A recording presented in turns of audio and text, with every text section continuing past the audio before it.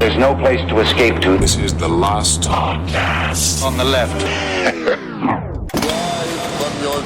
That's when the cannibalism started. What was that?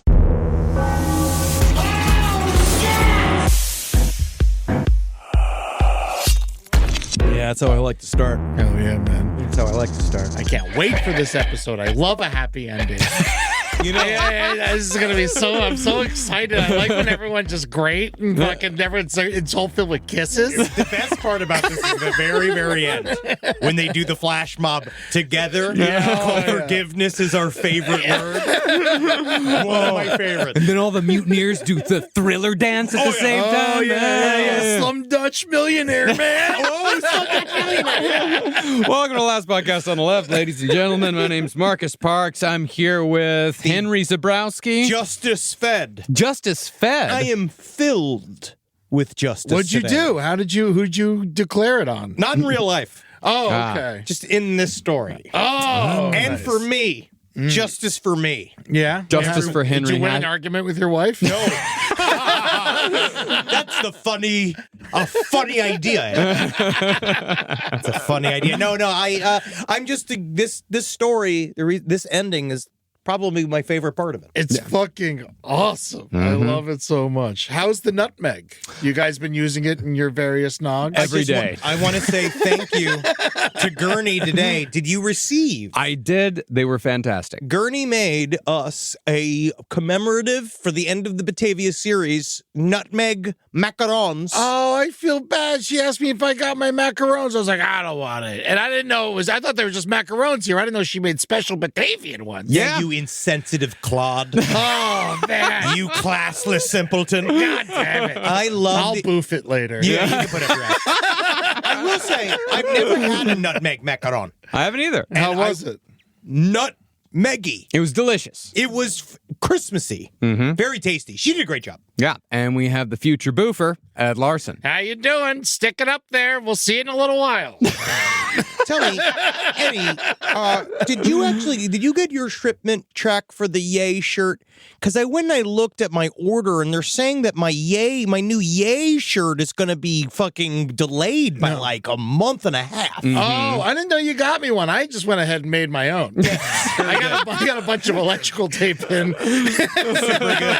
Put some flourish on it. Now, on our last episode, we took you on a journey through the nightmare world created by Jeronimus Cornelisz and his band of brutes on the islands where Upper Merchant Pelsart left the survivors of the Batavia to live or die by the whims of fortune. Nice. But if you'll join us as we go all the way back to the end of episode 2, Upper Merchant Pelsart had a journey of his own ahead of him, as he still had to go to Java to request help for the survivors. But more importantly, as far as he was concerned, Pelsart also had to report to the VOC on the full extent of just how badly he'd fucked up. So today, before we return to the battle between the so-called defenders and the evil hordes of Jeronimus Cornelisz, let's rejoin Upper Merchant Pelsart and Captain Jacobs for their trip to Java. Yeah. I just love the word Java. Java! It's beautiful. The more we say it, because it's also, you never say it. Java. Nice hot cup of Java. Yeah, It's so something you say as you like push your child down a well. Now, to keep the timeline straight in your head, we're rewinding the story all the way back to the days just after the Batavia shipwrecked, long before Jeronimus took over and began ordering the murders of over 100 people. This is the journey to Java, made by the rescue vessel that was supposed to return to the islands with help. So the longboat that sat on the Batavia's deck prior to the ship sinking was a 30-foot-long craft with 10 oars and a single mast. Very much the sort of ship you'd expect to see being piloted by a few dozen Vikings. Eddie, you were correct. Hell yeah. Yeah, we went to the British Museum. You remember they had the entire Viking ship that they had excavated, and they had all that kind of cool stuff in there. We learn on vacation. That's right. I love to go to museums and pretend I'm reading. Oh, yeah. You're just thinking about food. Yeah, just looking at things going, hamburger. And then also, there's something about the devastation there that really makes it sweet. Now, stupid question. Is it 10 double oars or are there 5 and 5 on each side? Because that's going to depend on how fast they can move. You know? It's not a Mr. stupid Boatman. question per se. Wants to specs on the boat for some reason. I feel like I'm playing, because I do play D&D with Mike Lawrence. And so I think that it's always the questions that are like, how many portcullises are there? And then you have to watch your DM just go, 3. Like you have to go like, I don't know.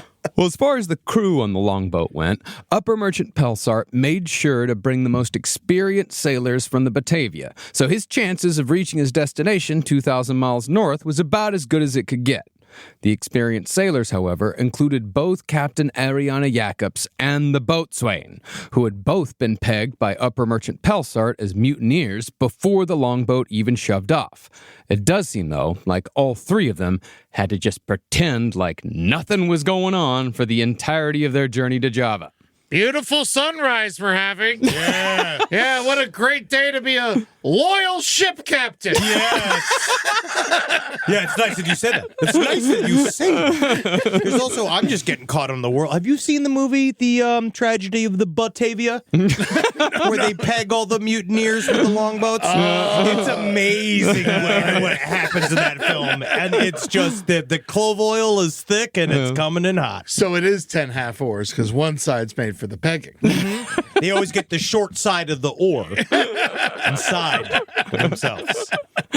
Well, how are they going to do that? Most oars have like the T at the very end of it? Oh, yeah, you work it in the old corner way. You ever try to get it long Like a couch. Yeah. I see. Hook in the corner. Now, the experienced sailors had correctly surmised that they'd shipwrecked about 50 miles from Australia, which Australia back then was little more than a large blob on all the maps, and it was still about a century and a half away from being settled by Europeans. But land was land, so the rescue boat's initial plan was to find water somewhere off the coast of Australia and bring it back to the survivors on the islands before the boat made its final push to Java. But after taking 6 full days to find even a safe spot to put in due to the coast's cliff-ridden geography, the rescue boat was too far away to return to Batavia's graveyard once they finally found water. So Upper Merchant Pelsart had his men gather what little water they could before heading straight to Java, with the hope that the survivors would figure out something until they got back. And we'll talk a little bit about Pelsart's journal, but one of the things he wrote that I thought was really funny is that when you see it, it's like they're all very short. You know, like day 1, this many knots, this many miles in the clouds, and the day 2, blah, blah. But then, like, they get to Australia, and the first one's like, day 3, man on the coast doesn't want us to land, pulling away as quickly as possible. Like, they literally are like, they keep also hitting the indigenous people. Yeah, Aboriginals. They keep hitting them, and they're all like, no, thank you. No, thank you. Please don't stop here. We know what you guys do. Those good instincts by them. Oh, yeah. They're like, we heard what you guys did for nutmeg. Once you find out how thick and juicy our butts are here, I don't want you to fucking park permanently. Now, by the time Pelsart's boat left Australia, they'd already put a good amount of sea behind them, but there was still 900 miles of open ocean to go. But with a good crew and boat sailing fair weather and winds, they made it to Java, presumably without incident, although we don't know exactly what transpired during the journey because Pelsart only recorded notes about weather and estimated locations in his journals. Because that was his, essentially what he was going to have to show Kuhn when he arrived. Yeah, and he kind of didn't know what story he was going to tell. No, because he wasn't quite certain how many mutineers there were. He knew that Jacobs was one, and he knew that the bosun was one, but he did not know who else was on the boat. Also, it's like if you're writing it down in this little book, at any moment they could read it. Oh, yeah. You know, that's true. Yeah, if you're over in the corner writing, making sure that no one look good. What's your journaling? Oh, just checking to see. This water's beautiful, ain't it? Yarr, teal blue like my mother's asshole. Yeah, you can put that down for one of your skits. Mother's asshole. Yarr, write It that was down. teal, was it? When you do your skits on the island, you can tell them my old story. Talk about 2,000 flushes. You know, someone posted a very interesting article on the Reddit that got to me that I thought was really interesting about why 1 in 7 sailors could swim. It is because they had one of the big things was with superstition, which I thought was fascinating, was that the sea takes what it takes, and that it gets a taste for you. So their belief is that if you swim in the water, the ocean gets a taste for you and will reclaim you. They have this fatalist view about the ocean that it just takes and takes and takes and takes. Yeah. So they are like it's this unfeeling beast that they're on, and they also believe it seeks retribution. I'd rather be reclaimed than just claimed. That's what, yeah. I mean, because then somebody's choosing me. Yeah. Because if you love something, you let it go. Unless you really love something.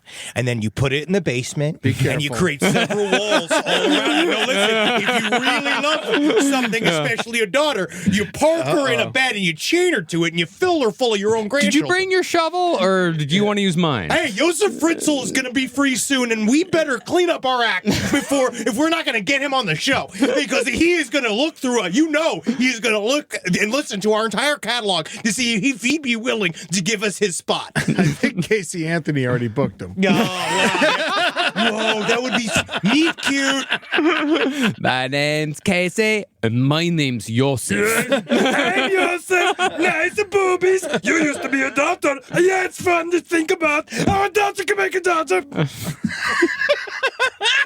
Back to Java.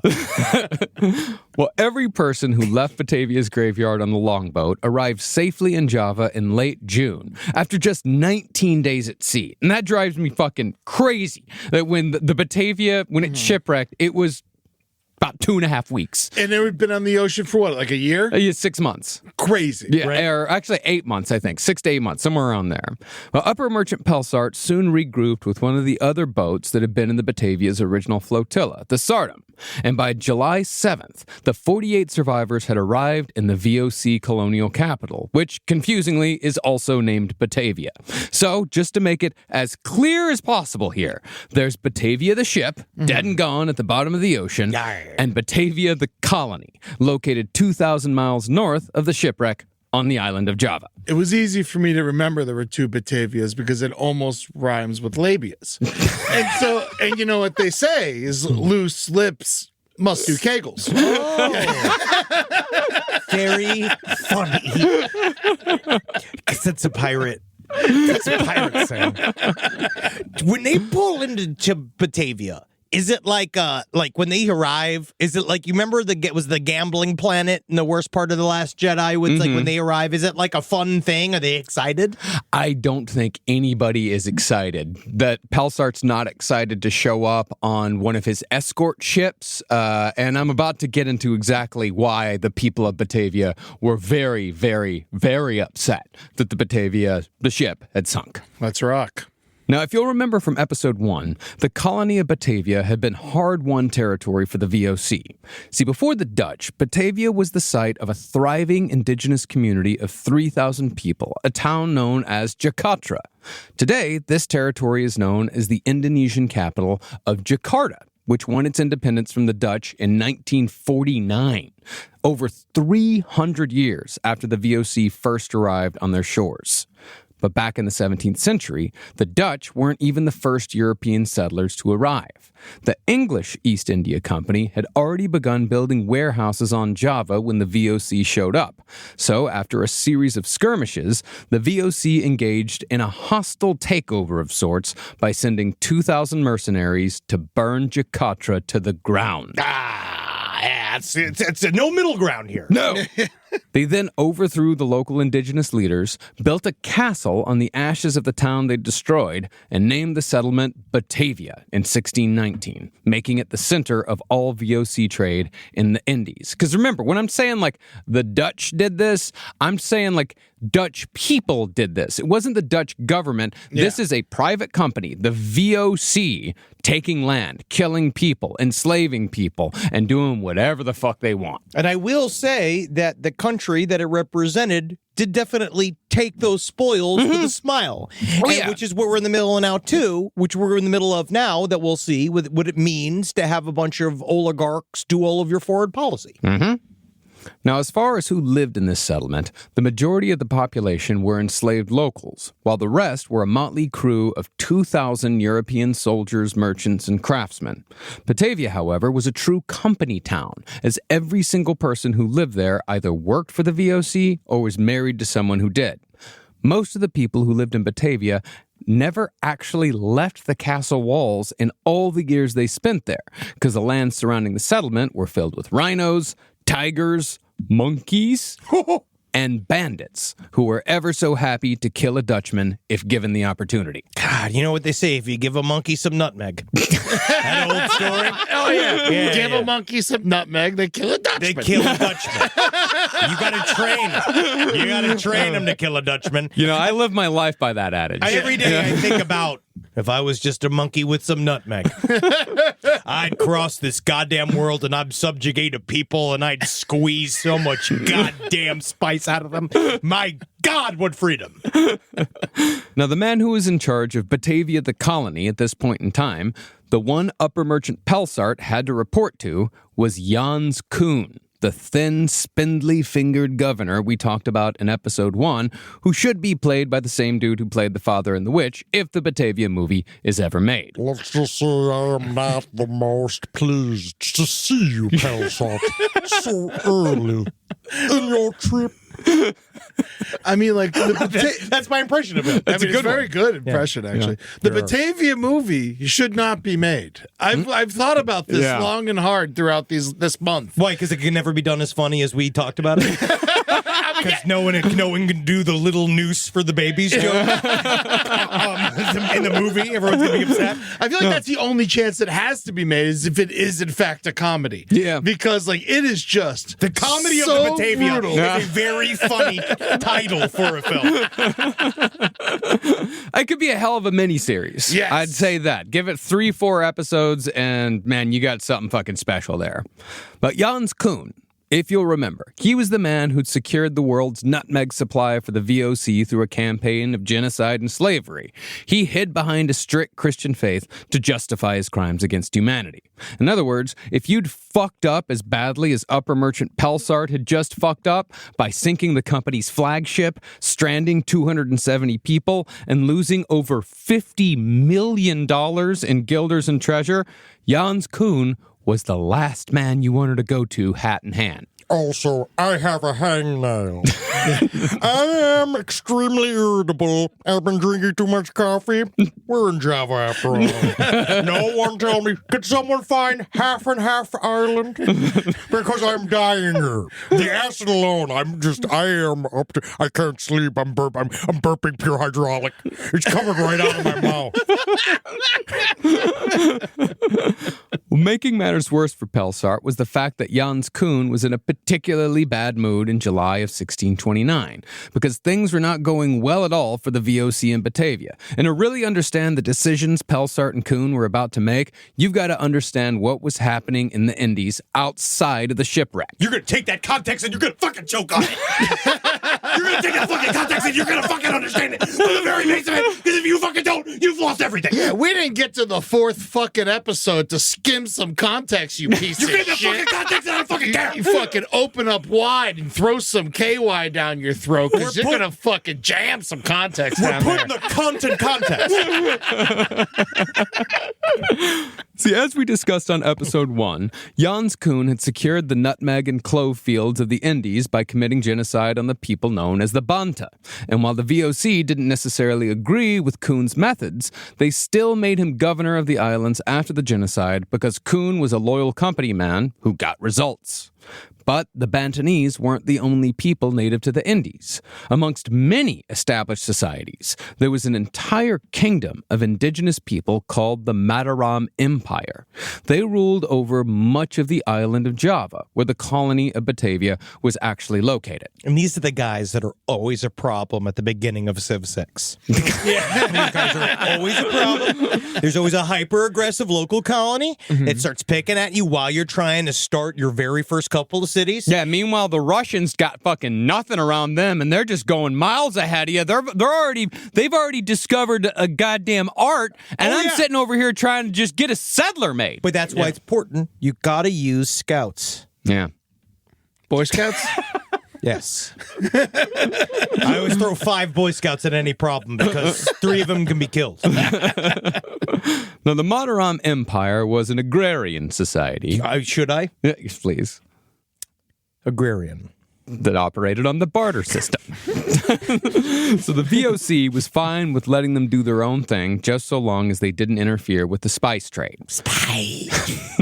But the leader of the Mataram Empire fancied himself a bit of a conqueror. They always are. And suddenly decided that he wanted Batavia for himself.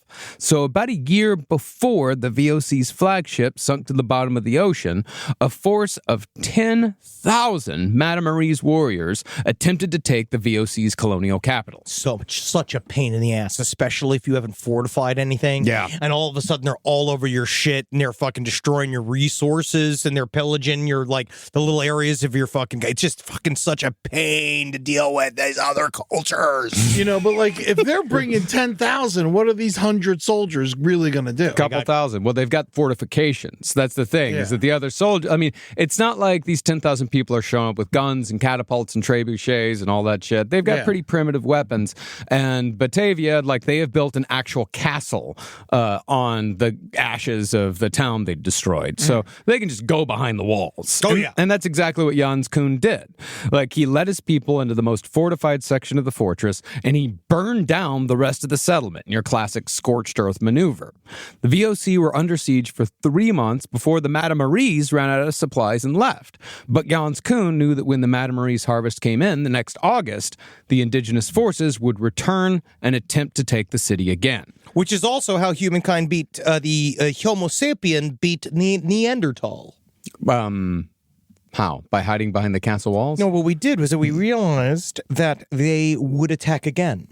And then we fortified and changed. And that's something the Neanderthals were expecting. And so that's why in the end we defeated them. And also it's hot in August.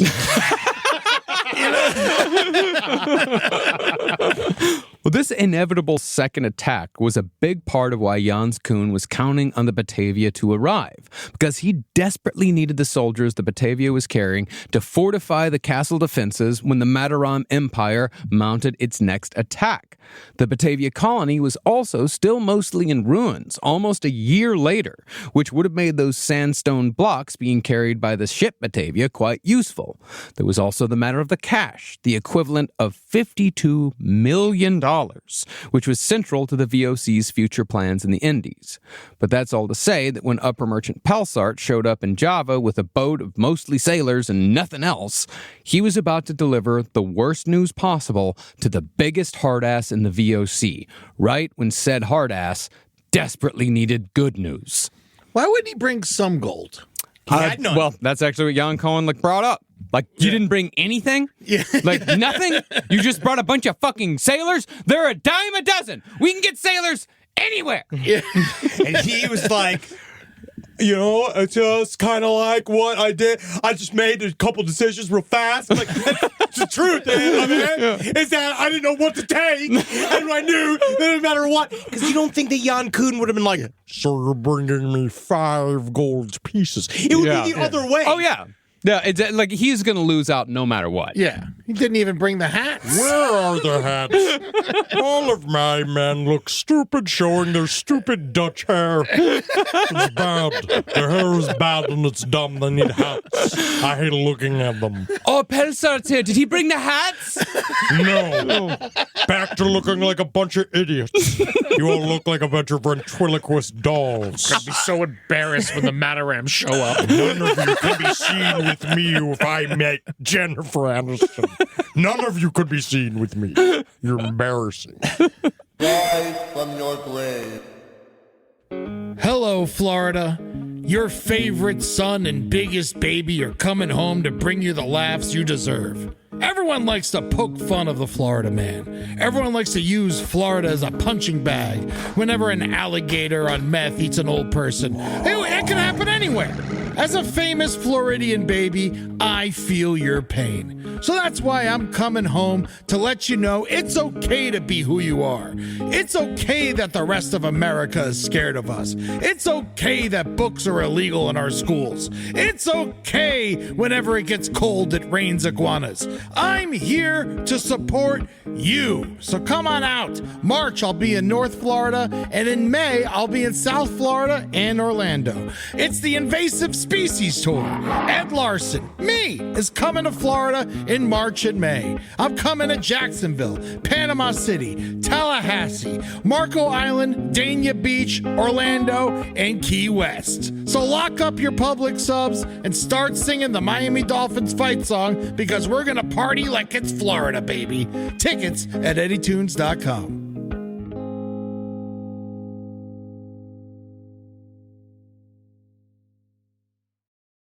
Now, luckily for Upper Merchant Pelsart, Governor Kuhn had nearly been shipwrecked 2 years earlier in almost the same spot where the Batavia sank, so he did have the tiniest bit of sympathy towards Pelsart's plight.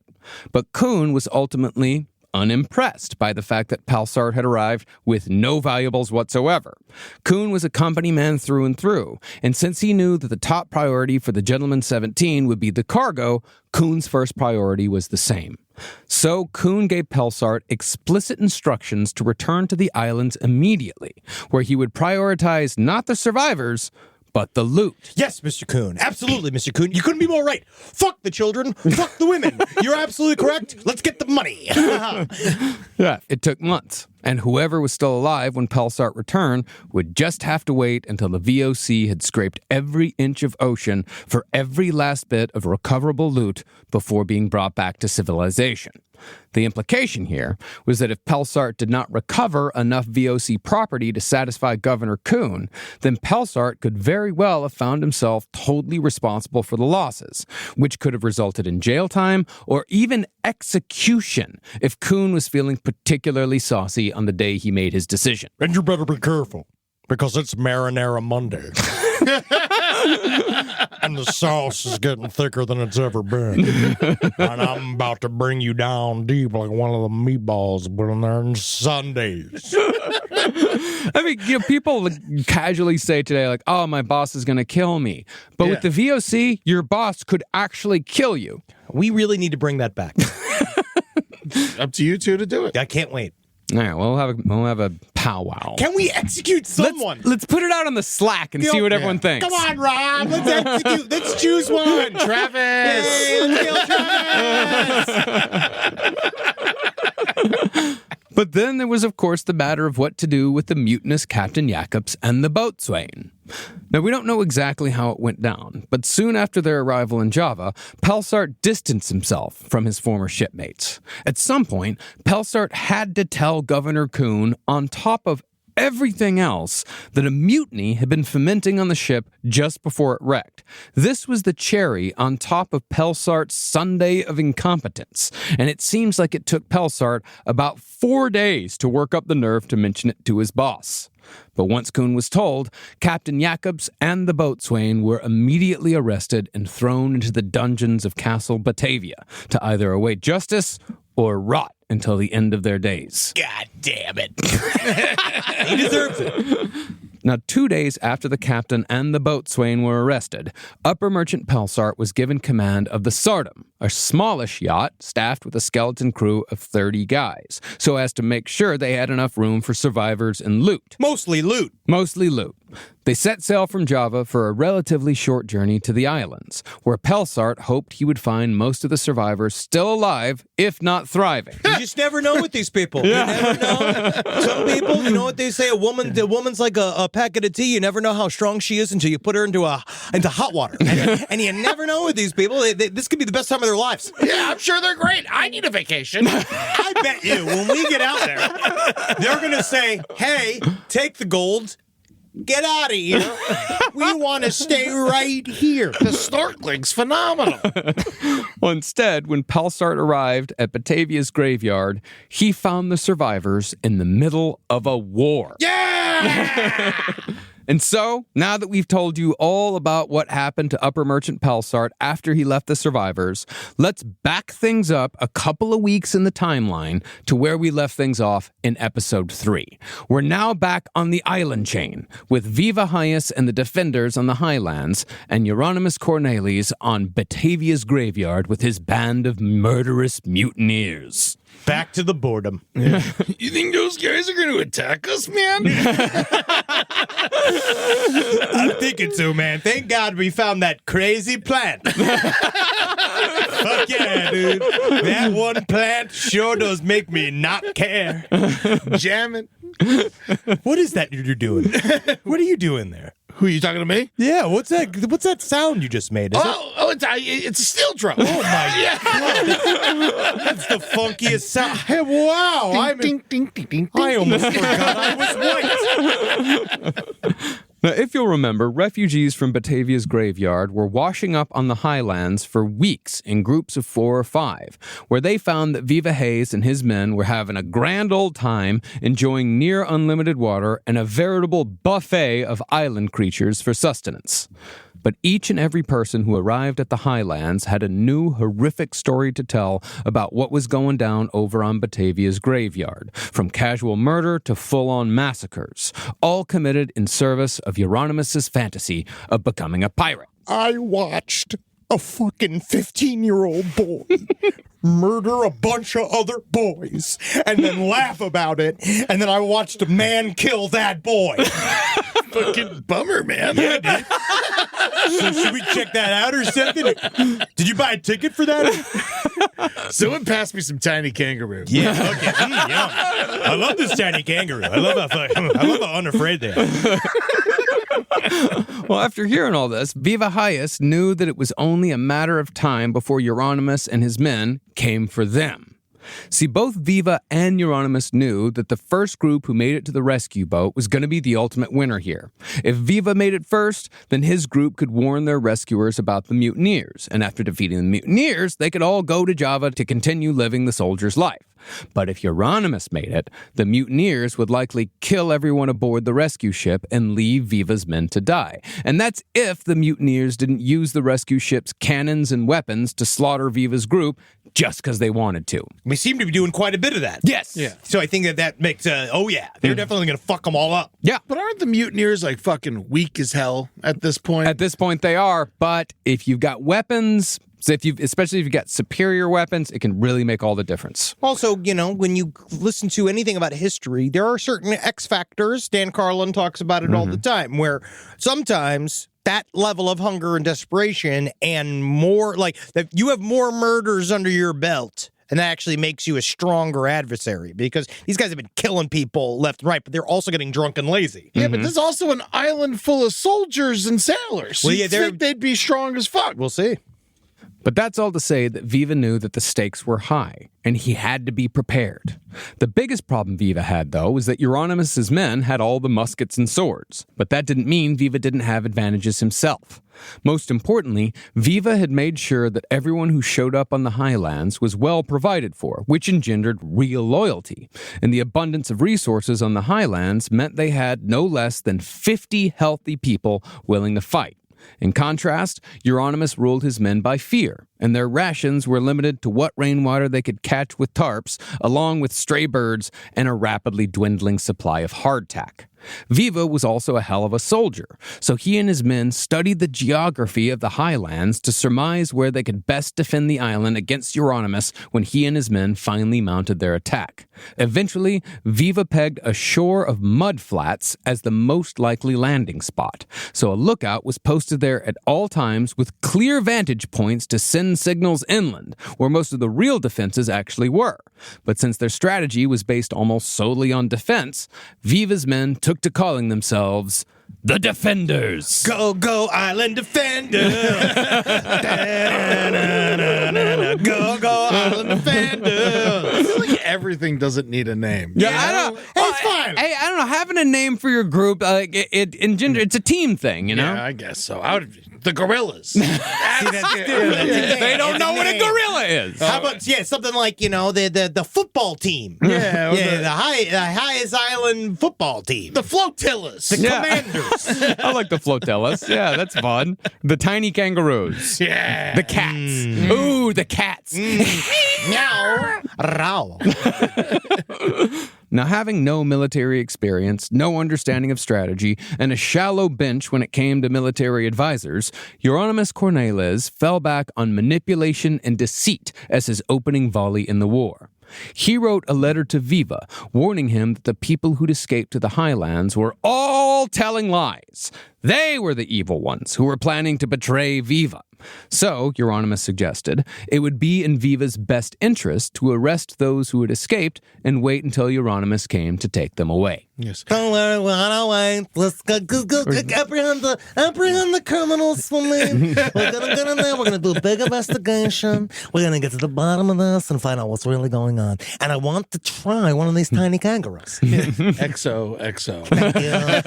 Much love, Jeronimus. Because it's also funny too that they're on an island, and the first thing is like, dictate a letter. Yeah.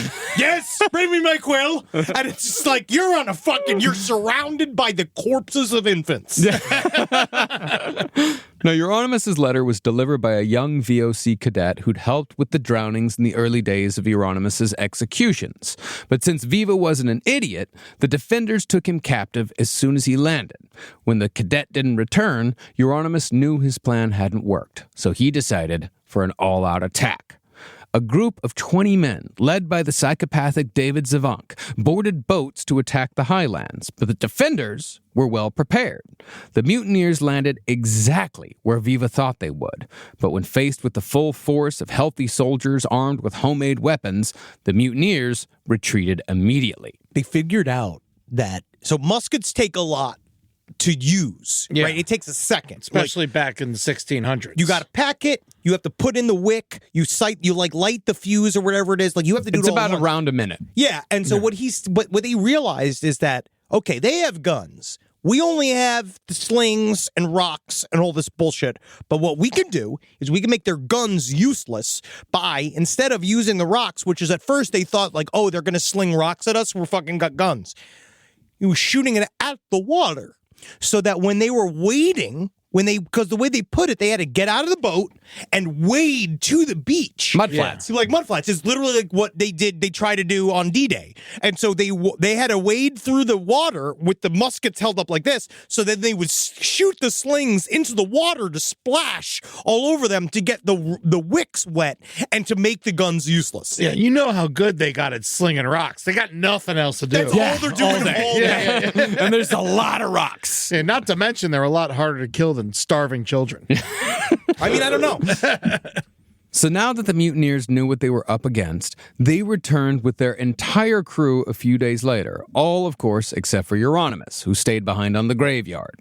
This time, the defenders and the mutineers actually clashed, but the mutineers again retreated without any real casualties on either side. Totally at a loss on how to break through, the mutineers made no further attempts at attack for another month. But in that month, the survival situation for the mutineers became dire.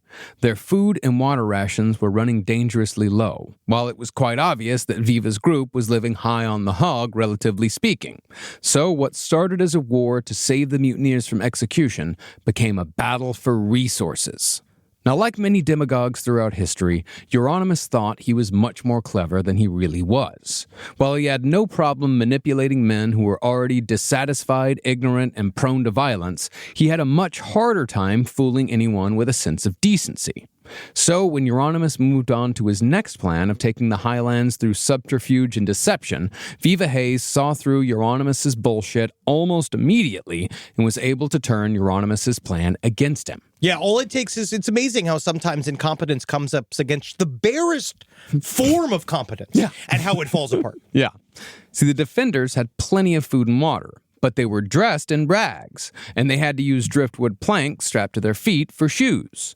Jeronimus, meanwhile, had plenty of material for clothes since Batavia's graveyard was far closer to the wreckage of the Batavia itself, and more stuff had washed ashore on his side of the archipelago. I dare them to fight without hats. I dare them to look stupid. Oh, you found the hat box! Yes, and I'm keeping it for myself because as the seasons change, so do hats.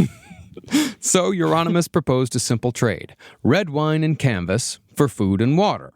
The trick Jeronimus planned to pull, if you could even call it a trick, was that when the trade was made, the mutineers would take a few of the defenders aside to sow dissension and convince them to come and turn coat. Oh, I want to ask you a question. Is it harder to kill a baby or a 6-year-old? And I want you to know that whatever answer you got, we support. All right?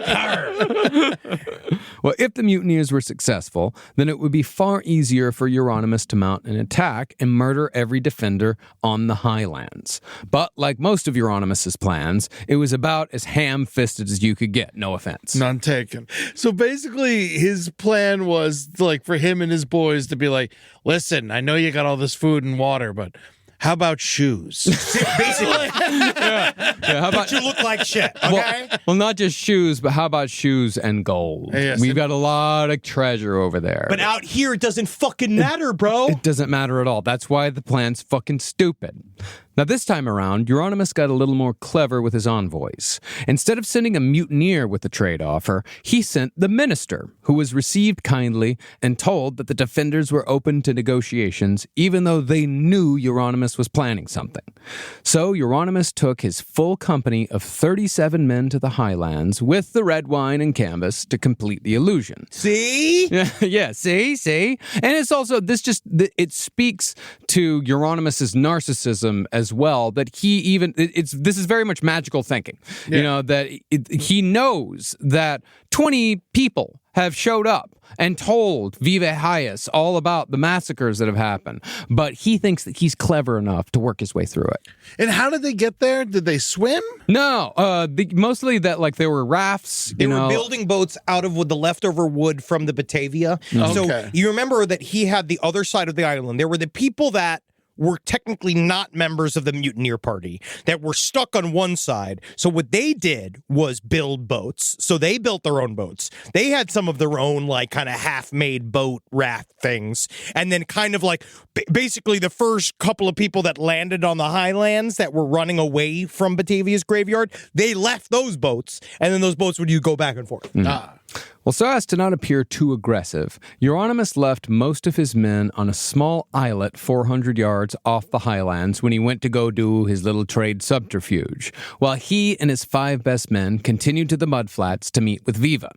Now, Viva could immediately see how pitiful Jeronimus and his men really were once they were not in the heat of battle, as each man was rail thin from 3 months of trying to survive on whatever meager rations they could obtain on their barren wasteland. We're still fit. We're still strong. My fingernails are falling off. And they're also all dressed in these ridiculous costumes that they've put together through other officers, people they've killed. I couldn't notice, but you don't have a hat on. And as you can see, I've got 2 on my shoulders. They're all like broomsticks dressed like kings. Yeah, exactly.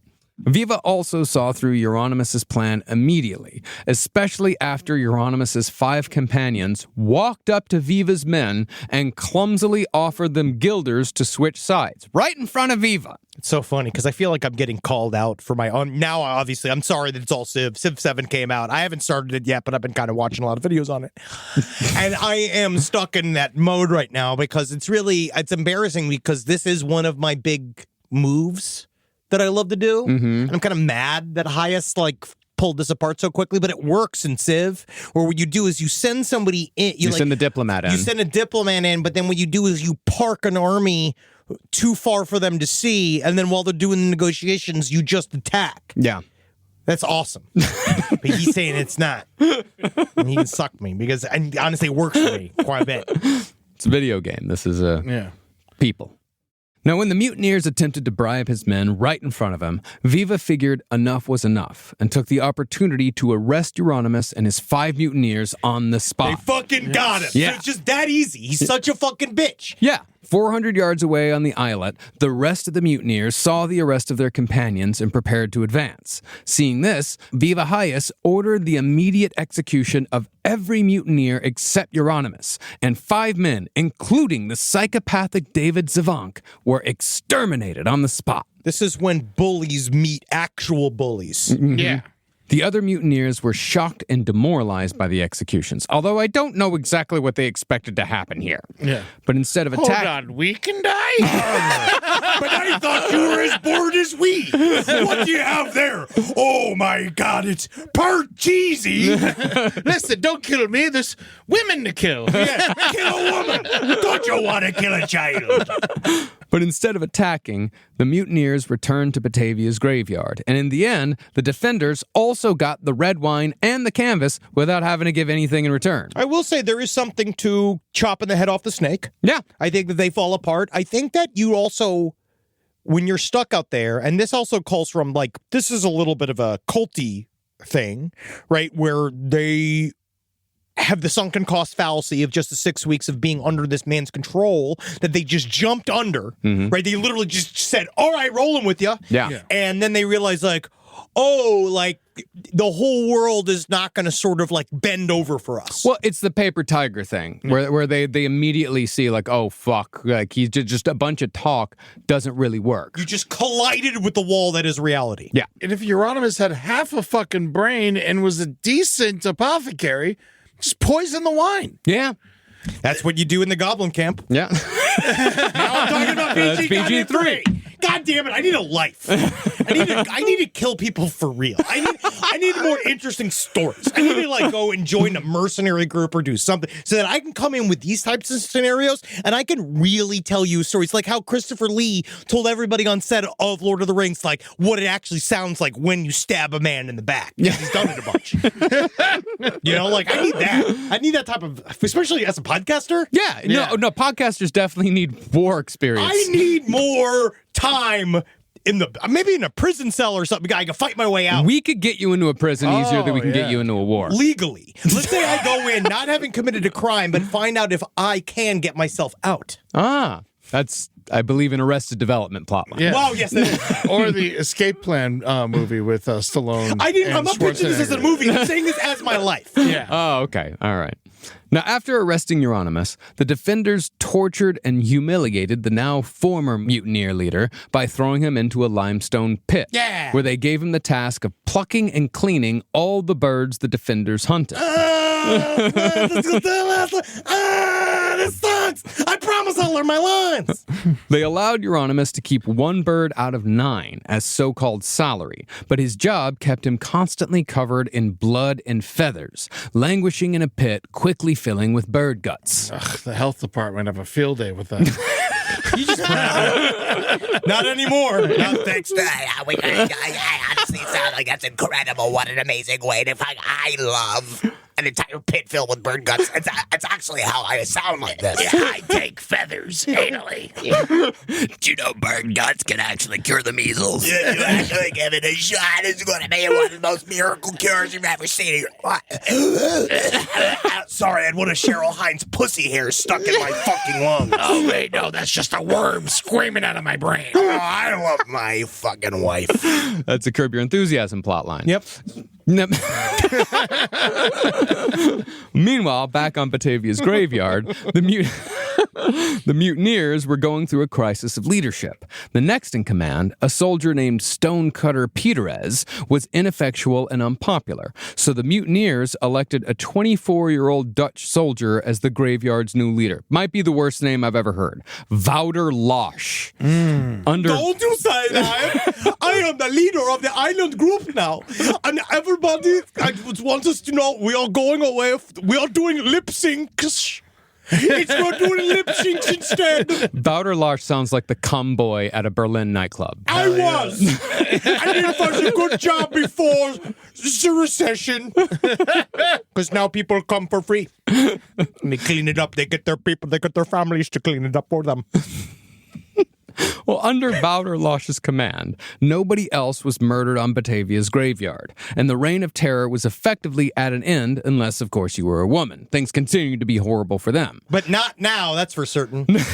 Women, the problems for them and of them have been cured. Solved. Finally. But at the very least, no one lived in fear of random stabbings or stranglings from that point on, and they even reinstated the council. But even though some semblance of civilization had been restored, it didn't solve the inevitable execution or resource problems, so the plan to attack the highlands was soon back on. And so, after trying to send the minister one more time with a false peace offering that was immediately rejected, the mutineers launched another attack on September 17th, an attack that would prove to be their last.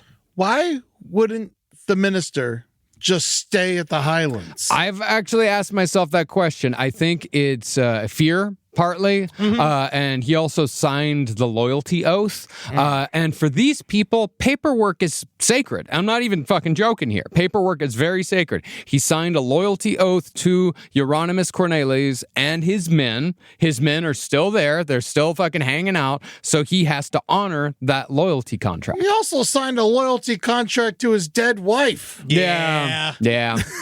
He sure did. He sure did, but it just something about when it comes to wives, they don't care as much. Yeah, till death do his part, though. Yeah. So, Right, yeah. over. Yeah, his contract ended. Yeah. Now, the mutineers were at their greatest disadvantage yet in this offensive. All their best military men had been executed on the mudflats, and Viva had larger numbers who were better fed, as well as the high ground. But the advantage the mutineers still hadn't brought into play were the guns.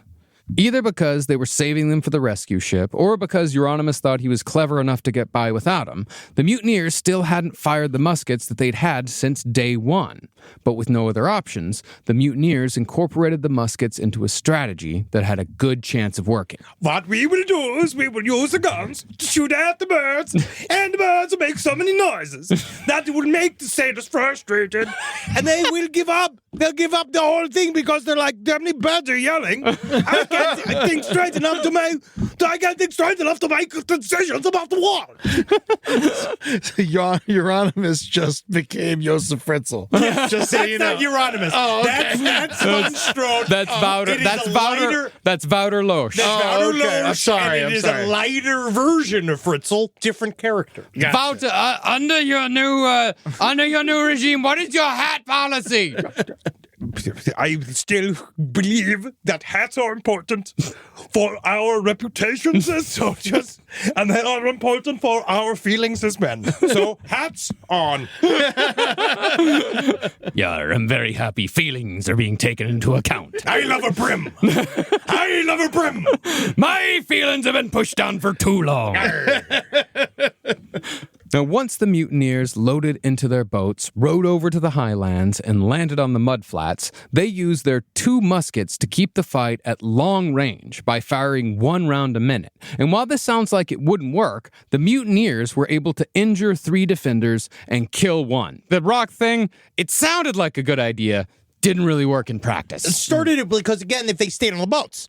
And it is interesting, though, because they really just show that musket warfare had its, time. Yeah. You know what I mean? They worked hard on it. Like when we were watching the the AMMA. Yeah. Where it's like you kind of forget that, no, these weren't, the entire body suits of armor. They were built to be functional. No, they're not just art pieces. You can roll around them. That was a whole thing. Now, there's tactics to every single one of these weapons. If there wasn't tactics behind them, they wouldn't be a part of warfare. Now, this strategy very well could have translated to total victory for the mutineers, a rescue for Jeronimus Cornelisz, and the slaughter of every man, woman, and child on the highlands. But just as the mutineers were about to overtake the defenders and kill them all, they spotted something on the water off in the distance. It was Upper Merchant Pelsart, returning after 3 months with 30 men and a fully stocked VOC ship right in the middle of a battle. I don't know why that's Why Jurassic Park? I don't know. Yeah. It's just something about him out there. And him, That's when the helicopter showed up. There's somebody all show up and they're like, "It's a boat!" It's fun. I love this part. Rise from your grave. Now, Pelsart should have shown up days before his dramatic entrance, but with Captain Jacobs and the boatswain in jail back on Java, it took Pelsart forever to find the islands again. Where exactly was that island? Left. Shit. Right. Fuck. Backwards. Oh, no. Okay, let me orient myself. Let's go back to Java, and then I'll think about it. It's this way more than this way. Well, Pelsart actually had no idea if anyone was even alive on the archipelago. But when he saw smoke coming from the islands, he dropped anchor and had his crew load the ship's boats with supplies. And just by a fluke of geography, the first island Pelsart came to was the Highlands. Now, had Pelsart landed on Batavia's graveyard with no knowledge whatsoever of what had transpired in the 3 months he'd been gone, it was entirely possible that the mutineers could have surprised them and taken the ship, because Pelsart's crew was mostly people focused on recovering the loot. But the mutineers didn't know that, and when they saw that the rescue ship was definitely heading towards the Highlands, they broke off their attack and retreated to their camp, while Viva Hyas raced to meet Pelsart's boat to warn him about the mutineers. Dun, dun, dun, dun, dun. Yeah, it's the Lost music playing in my head. Hey! These other guys suck! They suck! Did you say they fuck? No, they suck! I think he said they fuck. I fucking. I mean, I fuck. I wonder what You that fuck. mean. Do we fuck? Yeah, I think we could. I wish I could. No, why don't we go to the other island? The one where they fuck. All right, we'll suck. We'll suck and fuck, I guess. Now, with the VOC back in the picture, the fight had gone out of many of the mutineers. But of all people, the rabid yet impotent cabin boy, Jan Pelgrim, acted as the mutineers' mascot and got the men fired up again. Don't you guys want to kill? Don't you know when that boat comes and takes us to Java, we'll never be able to kill another boy again?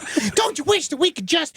We're going to take that boat, and I swear, boys, we're going to go out of that high seas, and boy, oh boy, we're going to be the rootinest, tootinest bunch of pirates the whole world's ever seen. If I go, will you shut the fuck up? Will you shut the fuck up?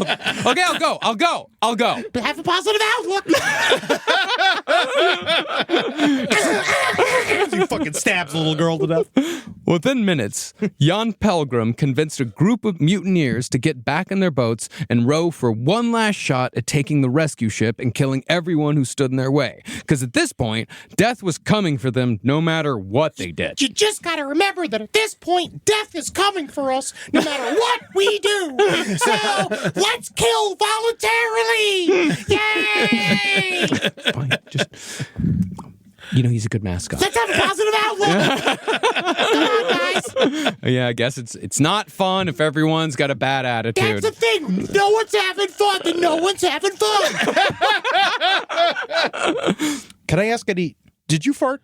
No. Okay, good. No, neither did I. Well, That's funny, you didn't even ask me. I'm sorry, Marcus. I know your farts. And I do know Eddie's farts. Yeah, my farts are much worse than this. Partly wondered if I farted. Yeah. There is a smell. Yeah. Rob? No. All right. All right, well, continue. Now, over on the Highlands, the problem the defenders had was that they'd hidden all their boats on the north side of the island to keep them safe from capture during the battle. That meant that Viva had to cross 2 miles of rough ground, then row his boat another 3 miles to the Sardom before the mutineers got there first. Upper Merchant Pelsart had also, somewhat foolhardily, boarded a boat full of supplies along with half his men to look for survivors on the Highlands, so the Sardom was lightly crewed by just a dozen sailors. Easy pickings for armed mutineers.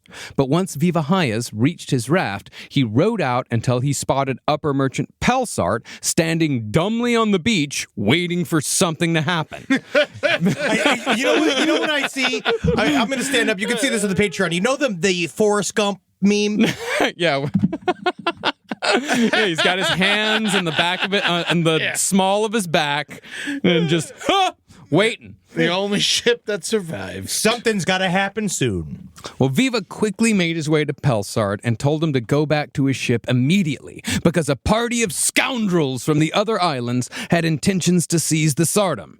After hearing a very brief version of what had transpired over the last 3 months... Sounds of fucked up shit. I can't even fucking read it again. There was a kid, and there's another guy, and they did a bunch of stuff, and they were drowning the kids, and then we had a rape circle, and there's a lot of stuff, man, and fucking, my belly hurts, and I'm eating nothing but biscuits. These tiny kangaroos are delicious. Honestly, try him if you got a shot. We call them cats. Pelsart jumped into action and got back in his boat, but not before he told Viva to bring Jeronimus Cornelisz to the Sardom with all haste. Pelsart, however, was still some distance from his ship when he saw, rounding the southern point of the highland, a sloop carrying the mutineers. So he told his men to row, faster, faster, and he barely had enough time to clamber up the side of his ship to alert his crew before the mutineer sloop pulled aside. It was a photo finish, but the defenders had warned Pelsart just in time. Minutes! And when Pelsart looked down at the 11 men in the sloop below, dressed in their ostentatious homemade uniforms and armed with swords, he knew that Viva Hyas had told him the truth. There's the fucking hats! After a brief standoff, the mutineers saw sense that their cause was finally lost, and with their surrender, the 3-month-long mutiny on the Batavia was finally over at the cost of over 120 lives. Dude, on fucking islands less than a football field lengths across and over maybe 2 months. 3 months. Yeah.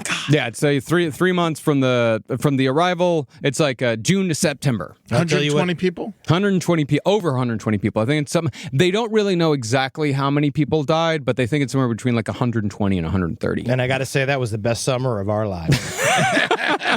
Summer of 1629. Now, Pelsart began interrogations immediately, and one of Jeronimus's top men, perhaps tired of the whole goddamn affair, he quickly confessed to the murders of 20 people committed on the orders of Jeronimus Cornelisz. We were bored. He then laid out the entire conspiracy, starting with the original mutiny plot that began 3 months earlier on the Cape of Good Hope, continuing with Jeronimus's brutal reign, and ending with the attempted capture of the rescue ship.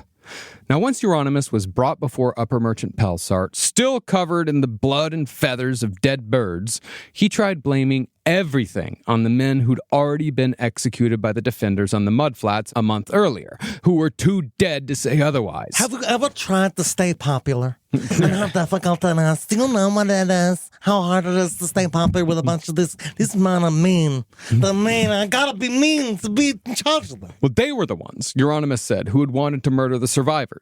This whole thing was just one big misunderstanding, because all Jeronimus had ever wanted was to maintain the peace and save as many survivors as he could from these terrible soldiers and sailors, and he'd never had any plot to seize the Batavia nor any other ship.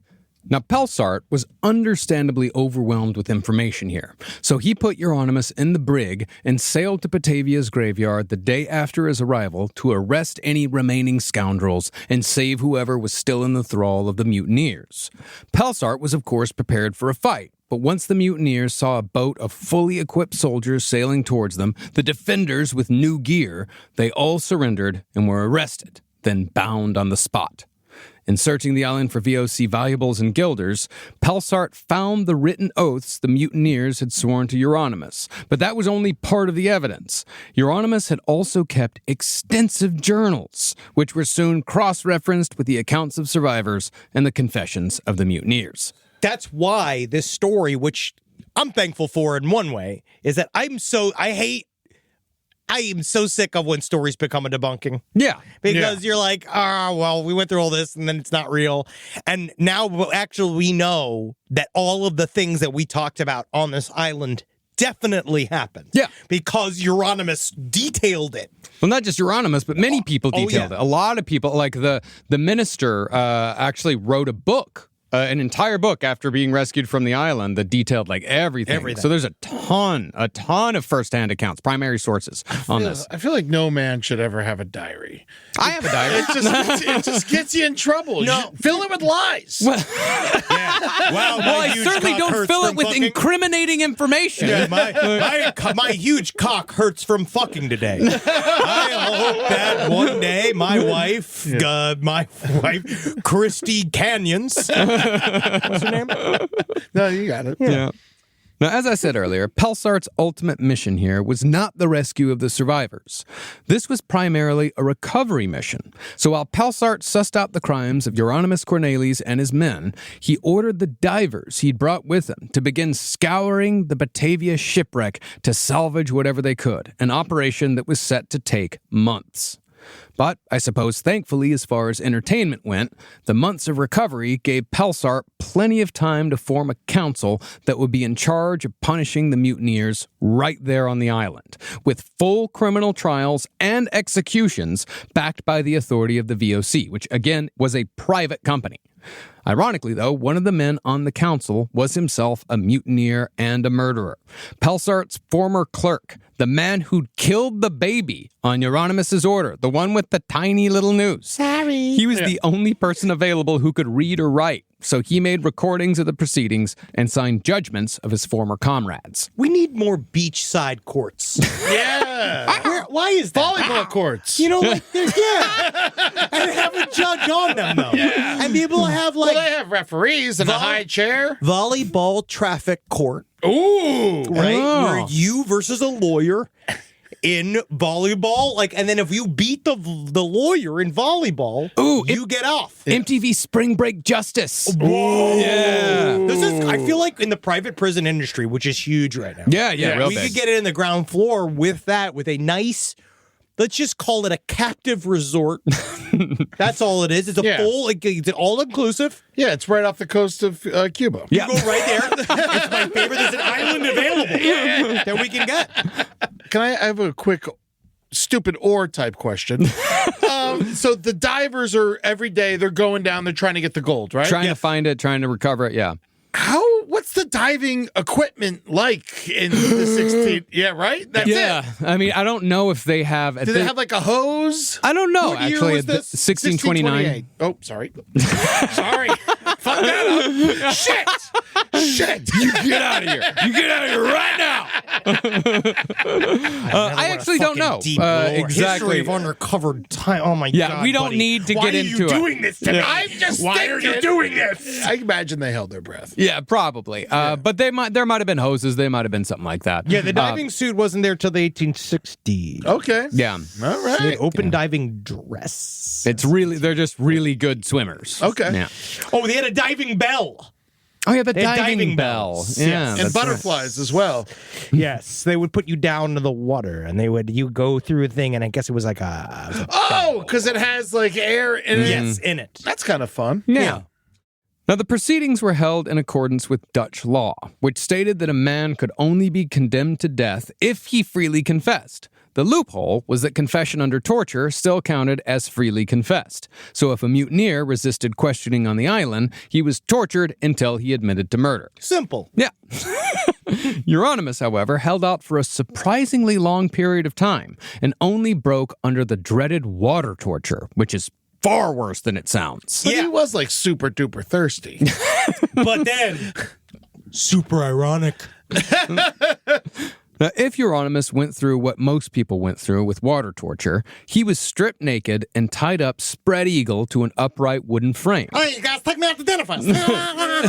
where his captors tied a canvas collar around his neck that reached up to his eyes, something like a doggy cone. Once the interrogation started, his captors poured water over his head, which trickled down the collar and formed a pool of water at the bottom. If a question wasn't answered, or if his captor didn't like his answer, they poured more water into the cone until it overtook Jeronimus's mouth and nose. I can hear that too. It's the oh, it looks like somebody's still thirsty. You know, like that's kind of like, you know, like I can see that afternoon being really Here comes the airplane! like, you know, that's fun. The only way to breathe, therefore, was to drink the water. So Jeronimus alternated between gasping for air and gulping down liquid until he passed out, hideously bloated. Once unconscious, Jeronimus was cut down and forced to vomit so the torture could begin again. After going through that cycle 3 or 4 times, Jeronimus's body was swollen to 2 or 3 times its original size. His cheeks would have looked like balloons, and his eyes would have swollen out past his forehead. And he would slowly have slid into modern Marlon Brando. Yeah. Yeah. But even as horrible as this is, it still took several days of water torture before Jeronimus confessed to both the mutiny plot and ordering the murders, although he continued blaming others for his crimes.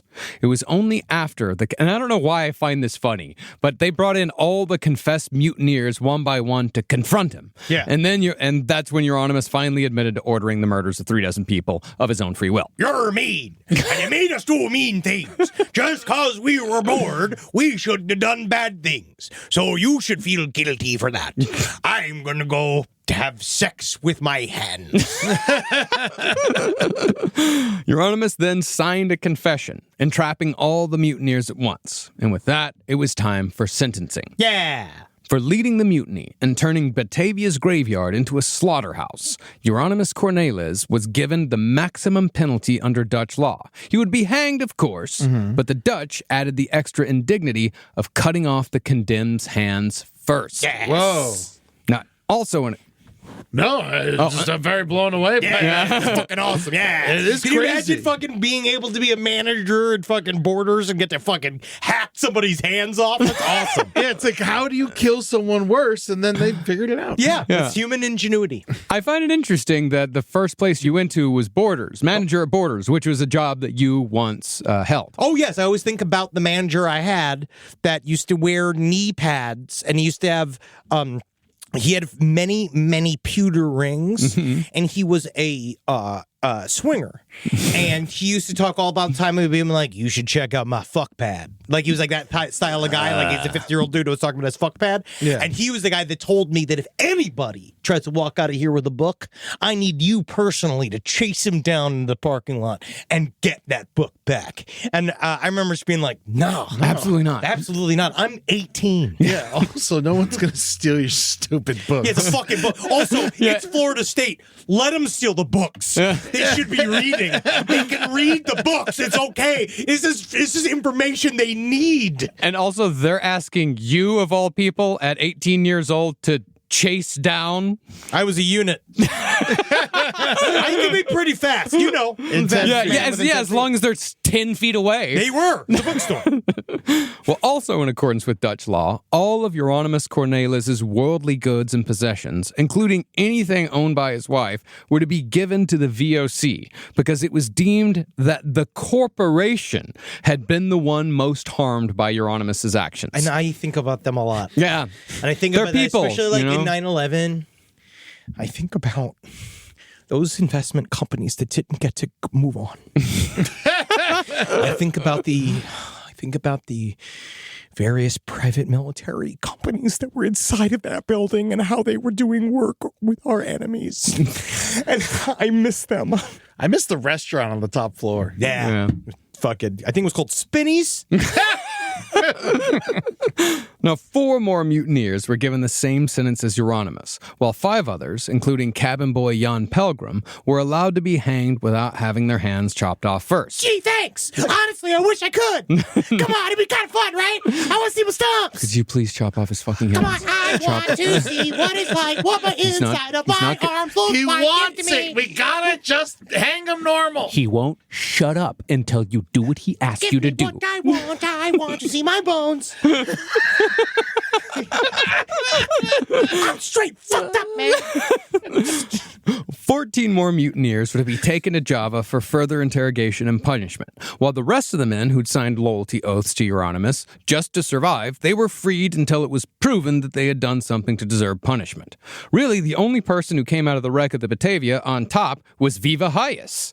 Pelsart raised his rank to sergeant, placed him in charge of the soldiers, and doubled his pay. He fucking did his job. He fucking deserves it. Yeah, all the defenders actually got raises. Now, wouldn't the murder be going backwards again? I'm sorry. Sure.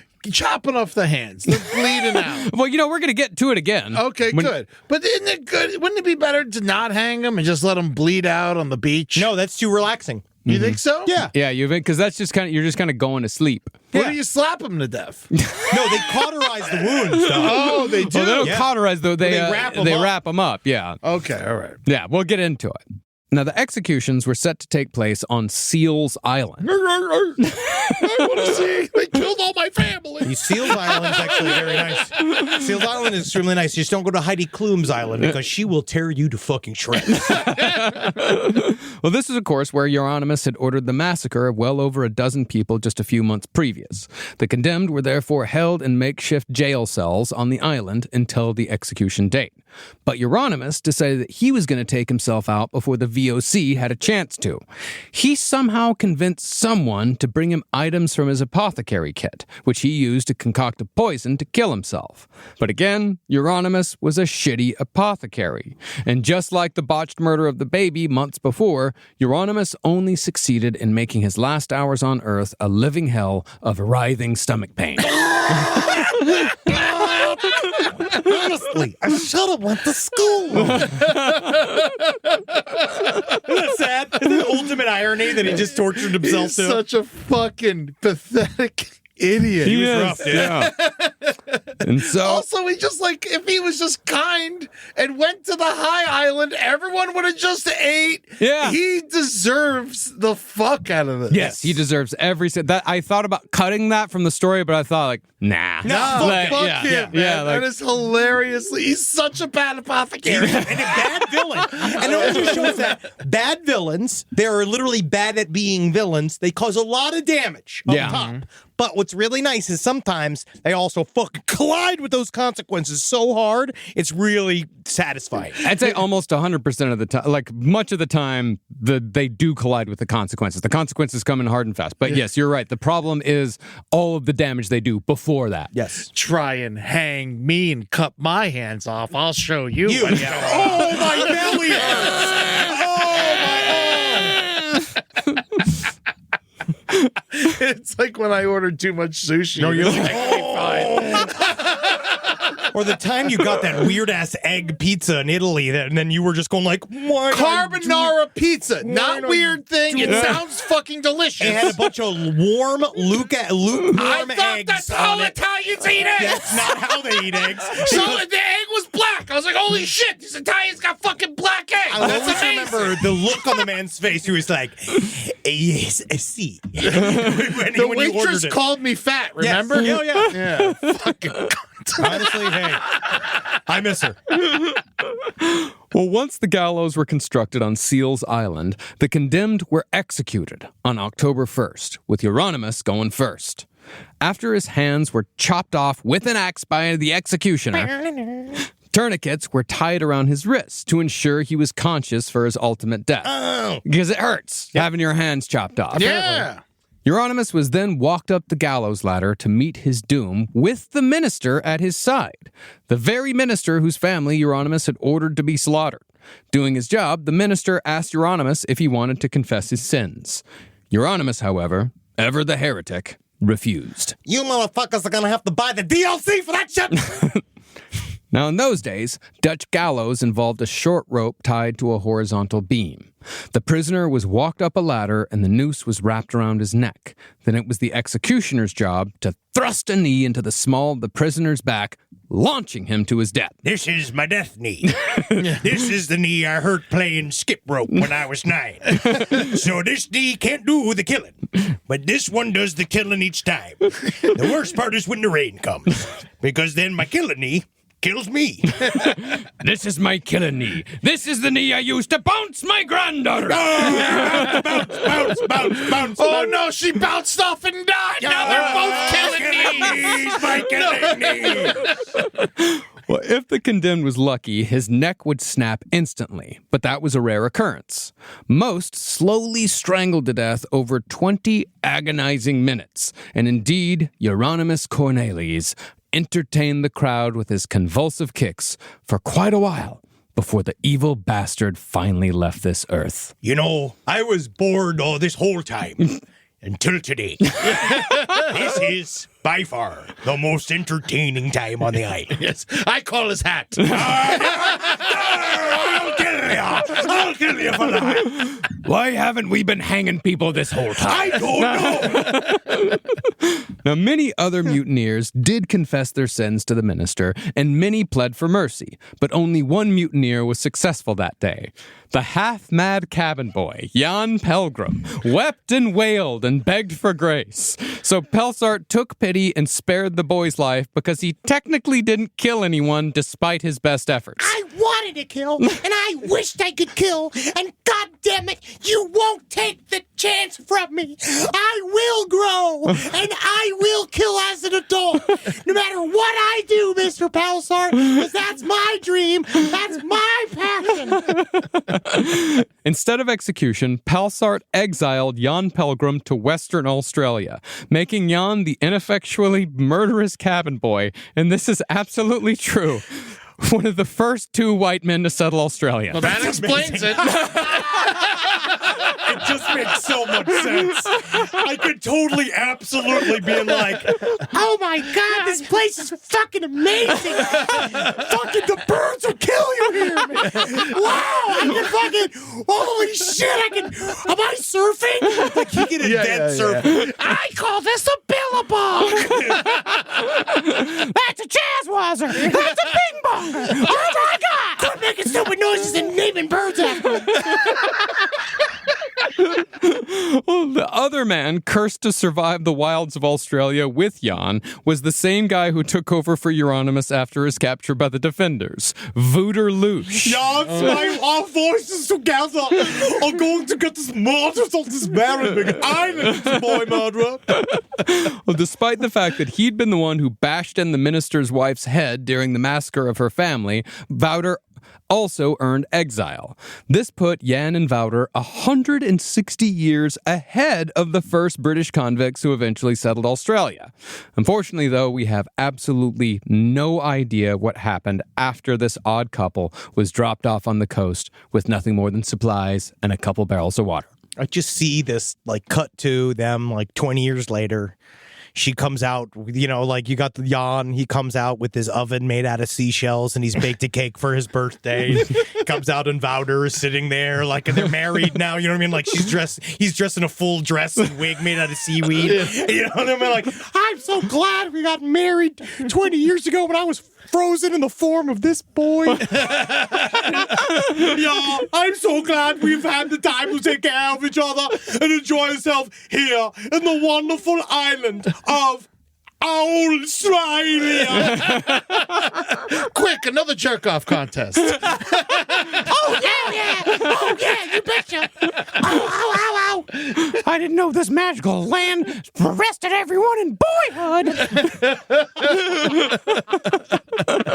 I mean, that is the movie that should be made about this. Oh, yeah. No, the Batavia movie begins with these two getting dropped off. Yeah. With them on the beach. Yeah. Now, no records exist as to what was done with the bodies of the executed men, but the tradition in the Netherlands was to leave the bodies of executed prisoners on display as a warning to others, so it was likely that these 9 men were left on the gallows as food for the mutton birds. It's actually almost certain that the bodies were just left there, because subsequent voyages to the islands, even 10, 20, 30 years later, noted a sudden spurt in plant growth, which was likely due to the fertilizer the corpses provided. That's a fucking mouse. Metal gardening. Corpse never existed. Corpse weed. Yeah. So it finally became a fruitful island. Yeah, a little bit. And it just took the bodies of colonizers. Yeah. That's really nice. Nature heals. Yeah. But those men would not be the last to die because of the Batavia. See, Pelsart was eventually able to recover almost everything of value from the shipwreck, including 6 out of the 7 VOC money chests, most of Pelsart's personal valuables, and all but 2 of the treasure chests. But as we said, Pelsart was trying to make the best impression he possibly could on the VOC. So he was dead set on recovering every possible piece of merchandise so he could bring it back to his bosses to show what a good boy he was. So he ordered 5 men to try and recover a barrel of vinegar from the treacherous coral reef. But during the recovery, a storm swept in. This was expected. The weather had been bad for almost the entirety of the recovery operation. But because of Pelsart's need to please his corporate corporate masters, the 5 men on the recovery boat were swept out to sea. Whoa. They disappeared on the open ocean and likely died terrifying deaths by thirst or drowning, all in the service of recovering a goddamn condiment. Hey, don't you like salads? I do love vinegar. Vinegar is one of my favorite things on earth. Exactly. There you go. Not worth the deaths of 5 men. You're the white men that did this.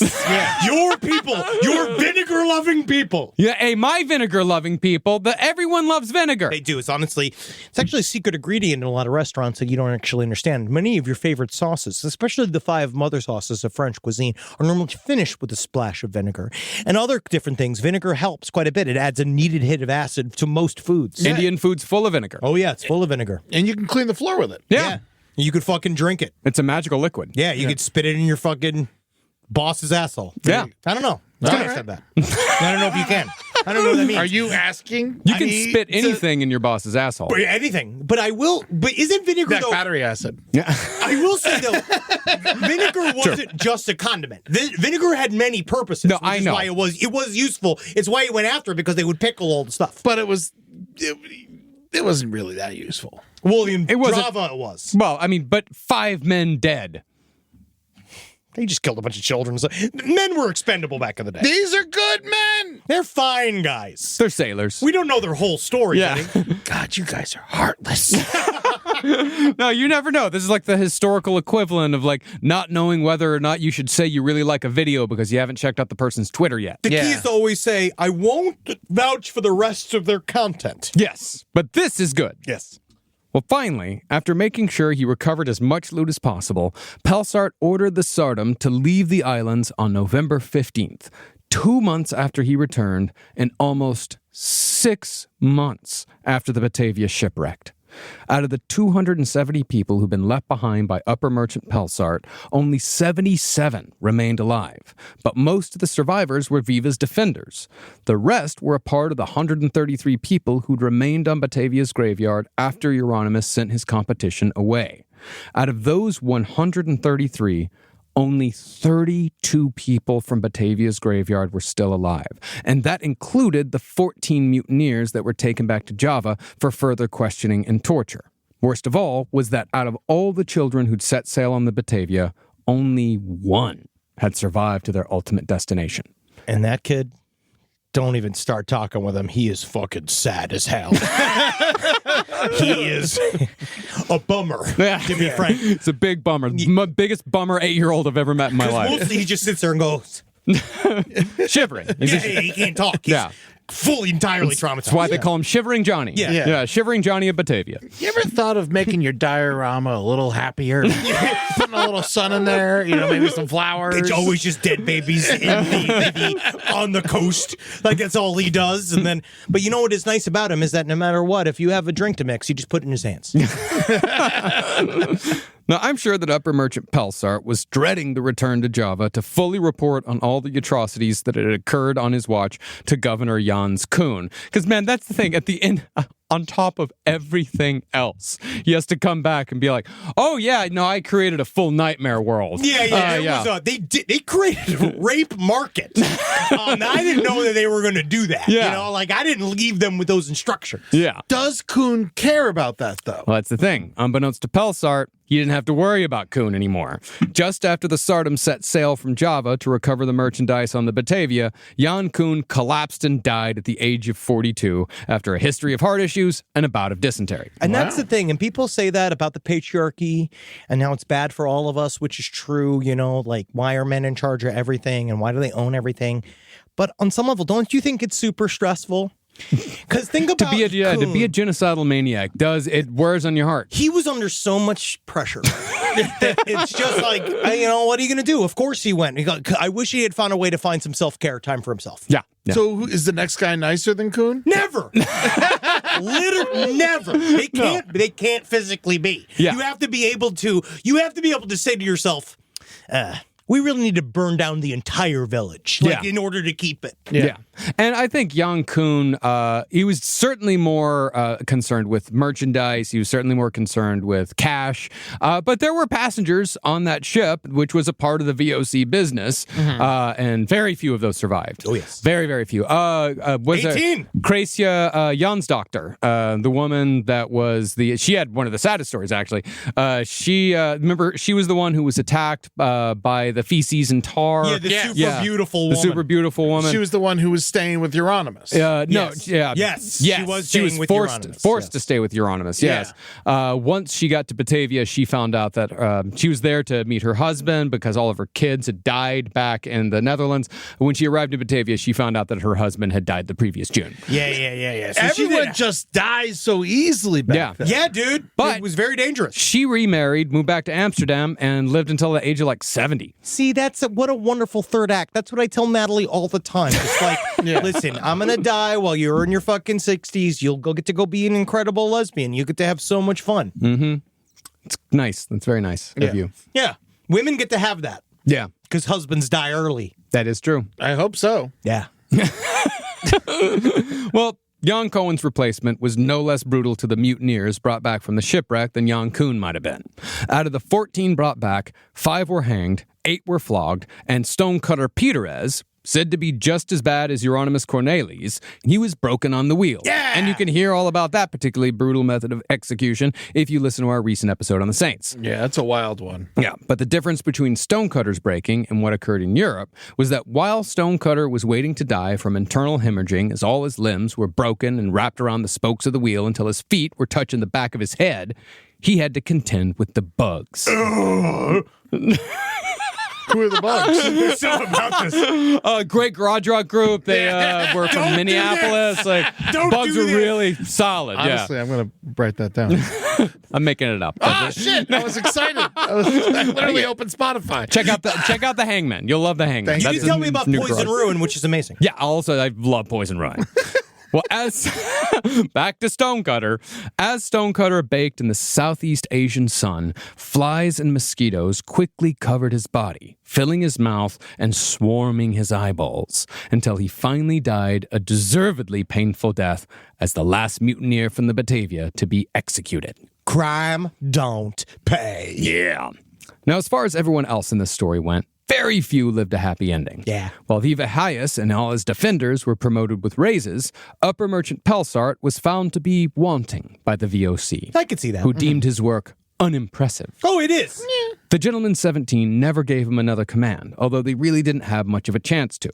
11 months after the execution of Jeronimus Cornelisz, Francisco Pelsart caught a fever and died at the age of 35. Yeah. He's only 35? This whole time? This whole time, he's 35. No wonder they all killed each other. They're all young idiots. Well, we're not that young, but he, 35 at the time was pretty old. Yeah. I mean, the oldest man on the ship was Captain Jacobs, and he was in his, early to mid-40s. Damn. He was far closer to our age than anybody Kuhn else. died younger than me right now. Yeah, 42. Yeah. Again, stress. Yeah.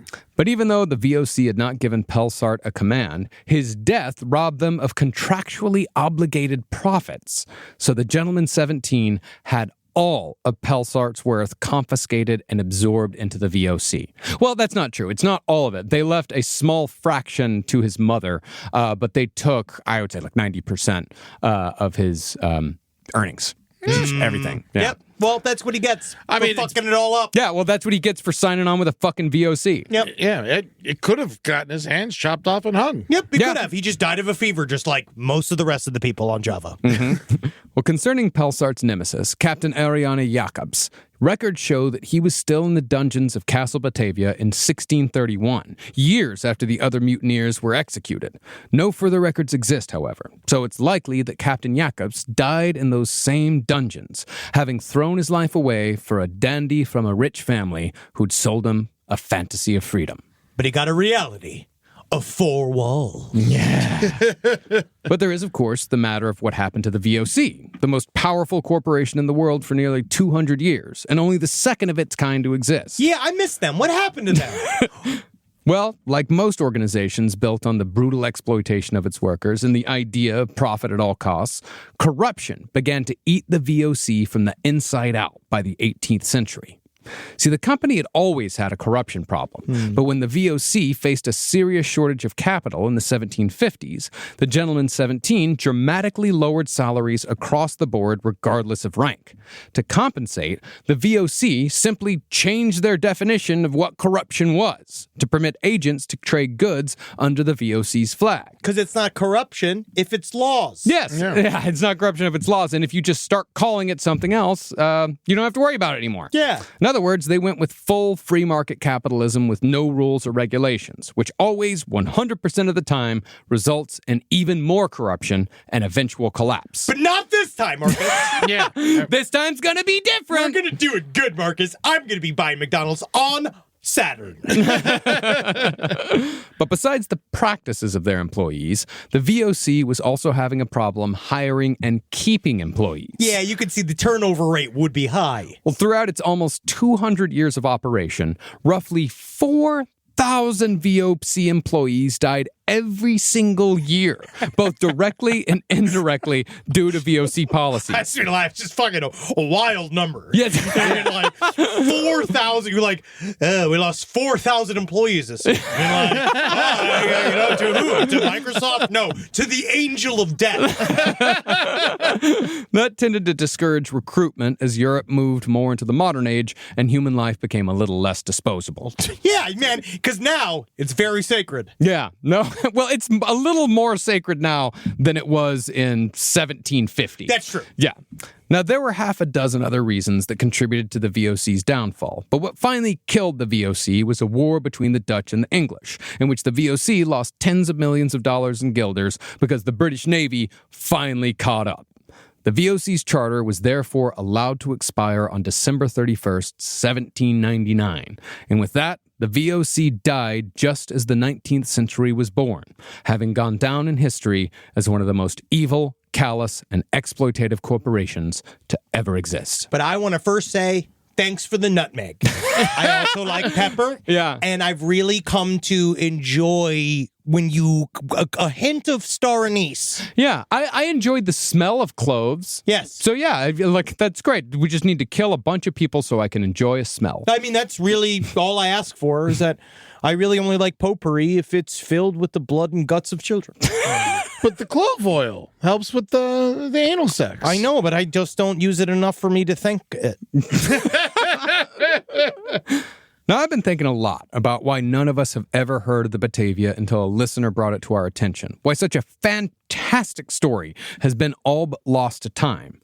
In comparing it to other survival and disaster stories, my first thought was that the Batavia hasn't survived because it doesn't have any meaning. Unlike, say, the stories behind the Uruguayan rugby team, the Donner Party, or even the Titanic. If you look at it simply, the Batavia could be seen as nothing more than a brutal story about a shipwreck that resulted in one man turning the lives of the survivors into a serial killer's playground. That's enough meaning for me, but... But as I thought about it a little more, I realized that the reason why the Batavia story hasn't survived is because it has too much meaning.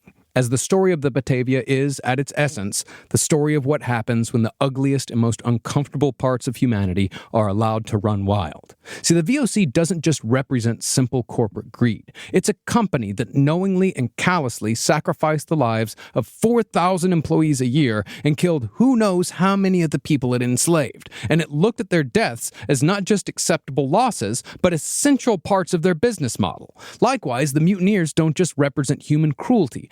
Their actions show just how quickly men can turn into monsters willing to crush a child's skull on someone else's say-so with all the emotion of stomping on a cockroach, and they show just how easily other men will join in if only to save themselves. Furthermore, the lessons from the Batavia are difficult to absorb considering how companies like the VOC effectively created the modern world. It's been proven time and again that unrestrained capitalism inevitably leads to foul exploitation, and it's a system in which every single one of us participates. Hey! my Apple computer, my fucking Amazon hat. I'm wearing pants immediately, all from Halliburton. Always like a lot of my clothes. I love packages. It's also difficult to accept that men like the Gentleman 17 are more in charge now than they've ever been. And it's hard to see how that's ever going to change, especially when it feels like we're in the final stage of a plan that was hatched hundreds of years ago. And especially when many of our fellow citizens are welcoming subjugation. But we cannot despair, and we cannot lose hope. For every Jeronimus Cornelisz leading a horde of psychopaths, there's a Viva Hayes who sees right through his bullshit, and defenders who are willing to back him up.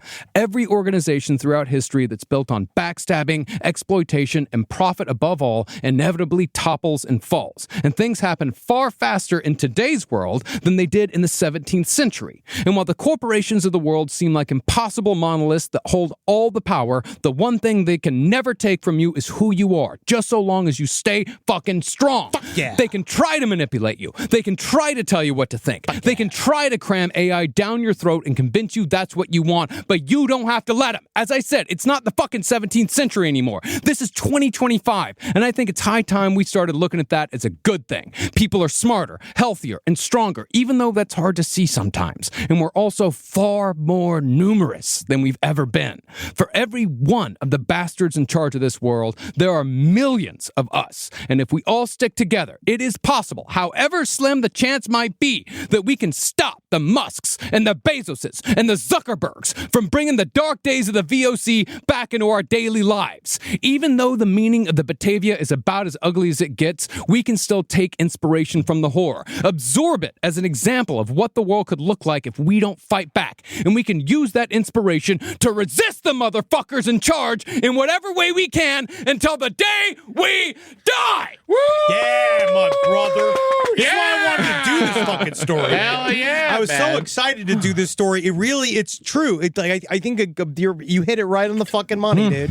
Because this is the only thing that we can do, truly, that will always work. Is gum up the works. Yep. Yeah. So I'll say that. I definitely, as a podcast producer, I'm always in charge of a general strike. So I am ready to do it. And you gum up my works all the time. Oh, that's my job. Yeah, literally with your gums. That's my job. So just know that a part of what we're going to have to do as we roll through this next couple years is obstruct. Yes. As much as possible, which we can do. Do whatever you can do. Find out what you can do and fucking do it. And I also, it's a common expression, but I think it rings true more now than ever. It's just don't let the fucking bastards get you down. Don't let them. That's what they want. They true. want to take it from you. They want to take your day-to-day from trying you. to break your spirit. Yes. And, every time you let them, they're winning. So just fucking ignore it and fight forward. Try to. Yeah, if you need to fall apart every once in a while, fall apart, but pick yourself back up. Amen. Get your fucking shit together. So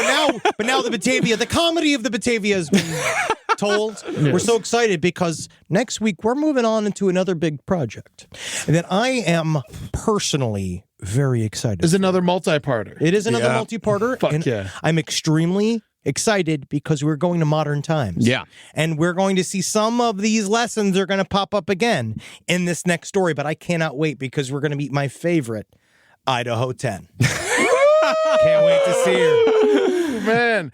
Also, I just want to say I'm coming to Florida. All right. I might as well be on the Batavia with this fucking tour. But invasive species, I'm touring Florida. I'm going for a week in March and a week in May. In March, from March 20th to the 23rd, I'll be in Jacksonville, Panama City, and Tallahassee, Florida. The Tallahassee show I'm doing with Danny Bedrosian of P-Funk. He's going to play the keyboards with me. Did you hear about this too? I did not know. Eddie accidentally booked himself in the same venue that Murderfist started. No shit. Yeah. So, like, the first place I ever did comedy, I'm coming back to the 926 Bar and Grill, which formerly Brothers That's in awesome. Tallahassee. That's funny. That is funny. And then And the Danny's exact 20-year anniversary of our buddy Danny's first time playing in his band at that venue. That's Yes, crazy. at the same exact venue. It's going to be a fucking hell of a show. I can't yeah. wait. So if you're in the Tallahassee area, go to that. Also in May, from May 6th to the 11th, I'm going to be in Naples, Dania Beach, Orlando, and a whole 3 nights in Key West. Yes. But Dania Beach and Orlando are going to be side story shows, so make sure you guys come out to that. It's going to be a lot of fun. Tickets at eddytunes.com. Yeah, and I can't wait. And I'm going to be with you when we were in Orlando and Fort Lauderdale. We're going to have a fucking blast. I can't wait. It's going to be great. It's going to be really fun. And then we are going to be... We're coming to Dallas. If you're listening to this, it's going to be in 1 week on February 22nd. We're going to be out there in Grand Prairie. My brother tells me the venue is built in the middle of a swamp. Awesome! Yeah. I didn't know they had water still in Texas, so that's nice. Oh, yeah, no. Dallas is very swampy. Oh, okay. Yeah. Once you're starting to get into East Texas, and once you start to get into East Texas, Dallas is like the gateway to East Texas, and that's when shit starts getting real swampy and real racist. Fuck. Yeah. That's what I'm That's talking where about. we're going to fix them. We're going out there. We're going to fix y'all. We come down Texas, and I ain't not leaving a stone unturned. Yeah.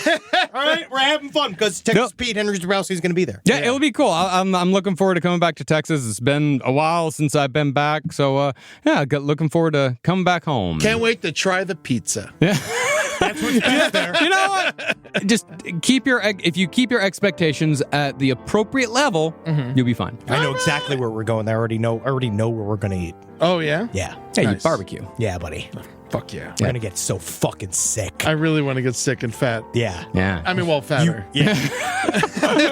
Well, if you want to give money directly to us, and if you want to see actual video episodes of Last Podcast on the Left, go join our Patreon, patreon.com/Last Podcast on the Left. Yeah. We've got all kinds of shit there for all the different levels. You can watch our stream live every Tuesday if you're a Patreon member. That is Last Stream on the Left. That's every Tuesday at 6 p.m. PST. You can also follow us on the socials, TikTok, Instagram at LP on the Left. And don't forget to check out all of our other streams at twitch.tv/LPNTV. And we've also got a ton of other shows coming up after Dallas. You can go to lastpodcastontheleft.com, click on shows to see when we're going to be coming near you. And we cannot fucking wait because it's more fun than ever, is it, boys? Isn't it? Oh, my God. Dirty little whores. Oh, yeah. Come on out to Dallas. It's going to be fun. I got a shitload of family coming. Oh, that's going to be awesome. I can't wait to fucking meet the rest of your family. Yeah. You'll meet them.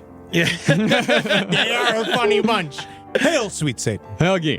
Hail Marcus Parks for putting this big fucker together, Thank buddy. you. And I'll also say hail Joel and Shaw, our research assistants, who absolutely fucking crushed it on this series. And I could not have done it without them. So thank you, but also hail them. I'm going to say this is my favorite series. Yeah. I've been loving it. Yeah, This I is really, really fun. truly love this one. Wait till next week because I'm very excited for this next coming. This next coming about. Bang.